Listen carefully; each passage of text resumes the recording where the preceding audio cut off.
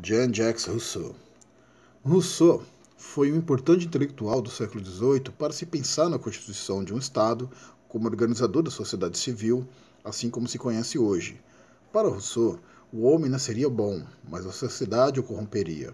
Da mesma forma, o homem nasceria livre, mas por toda parte se encontraria acorrentado por fatores como sua própria vaidade, fruto da corrupção do coração. O indivíduo se tornaria escravo de suas necessidades e daqueles que o rodeiam, o que, em certo sentido, refere-se a uma preocupação constante com o mundo das aparências, do orgulho, da busca por reconhecimento e status. Mesmo assim, acreditava que seria possível se pensar numa sociedade ideal, tendo assim sua ideologia refletida na concepção da Revolução Francesa ao final do século XVIII. A questão que se colocava era a seguinte: como preservar a liberdade natural do homem e, ao mesmo tempo, garantir a segurança e o bem-estar da vida em sociedade?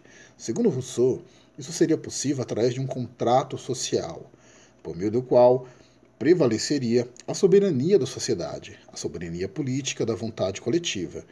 Rousseau percebeu que a busca pelo bem-estar seria o único móvel das ações humanas e, da mesma, em determinados momentos, o interesse comum poderia fazer o indivíduo contar com a assistência de seus semelhantes.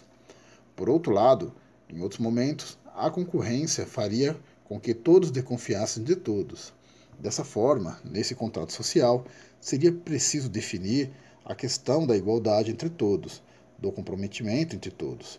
Se por um lado a vontade individual diria respeito à vontade particular, a vontade do cidadão, daquele que vive em sociedade e tem consciência disso, deveria ser coletiva, deveria haver um interesse no bem comum. Este pensador acreditava que seria preciso instituir a justiça e a paz para submeter igualmente o poderoso e o fraco, buscando a concórdia eterna entre as pessoas que viviam em sociedade.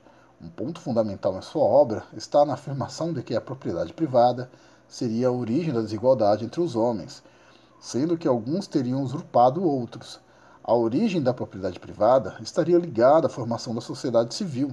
O homem começar a ter uma preocupação com a aparência. Na vida e sociedade, ser e parecer tornam-se duas coisas distintas. Por isso, para Rousseau, o caos teria vindo pela desigualdade, pela destruição da piedade natural e da justiça, tornando os homens maus, o que colocaria a sociedade em estado de guerra.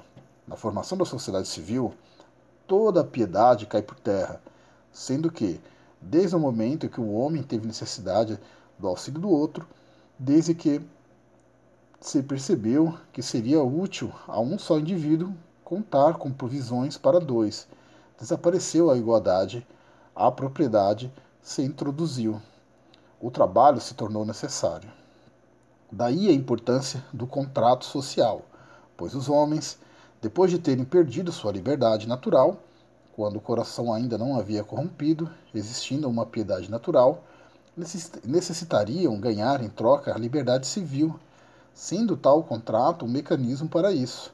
O povo seria ao mesmo tempo parte ativa e passiva deste contrato, isto é, agente de processo de elaboração das leis e de cumprimento destas, compreendendo que obedecer à lei, que se escreve para si mesmo, seria um ato de liberdade. Dessa maneira, trata-se-ia de um pacto legítimo, pautado na alienação total da vontade particular, como condição de igualdade entre todos. Logo, a soberania do povo seria condição para sua libertação. Assim, soberano seria o povo e não o rei, esse apenas funcionário do povo, fato que colocaria Rousseau numa posição contrária ao poder absolutista vigente na Europa de seu tempo. Ele fala da validade do papel do Estado, mas passa a apontar também possíveis riscos prevalecer sua vontade sobre a vontade coletiva. Assim também o Estado poderia subjugar a vontade geral. Dessa forma, se o Estado tinha uma importância, ele não seria soberano por si só, mas suas ações deveriam ser dadas em nome da soberania do povo, fato que sugere uma valorização da democracia no pensamento de Rousseau.